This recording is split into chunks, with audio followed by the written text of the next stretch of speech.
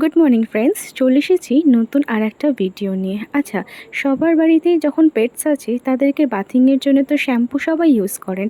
আমি একটা অন্য ভিডিও বানাবো যেখানে আপনাদেরকে বলবো কি কোন ব্রিডের জন্য কীরকম শ্যাম্পু ইউজ করতে পারেন, কতটা রেশিও শ্যাম্পু দরকার আর কতটা জল, আমি সেটা একটা স্পেসিফিক বানাবো।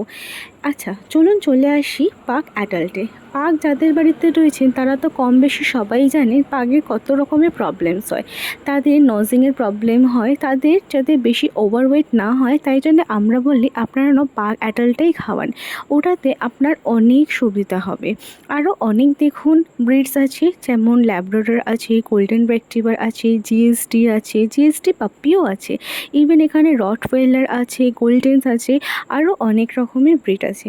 আচ্ছা, এইগুলো ট্রিট, আমি এটার বিষয়ে অনেক দিন ধরেই বলবো, কিন্তু সত্যি এবার এটা নিয়ে একটা ভিডিও বানাবো। আর একটা কথা বলে রাখি, ট্রিটস কিন্তু 4 মাসের পর সব কটা বেবিকে আপনি দিতে পারেন। তাদের কিন্তু 4 মাসের পরে কিন্তু ট্রিট খাওয়ানো উচিত। এখানে তো অনেক রকমের ব্রিডস রয়েছে, আমি না সবটাকে একটা একটা করেই বলবো। যদি ভিডিওটা ভালো লেগে থাকে একটু লাইক, সাবস্ক্রাইব অ্যান্ড কমেন্ট করবেন। Thank you.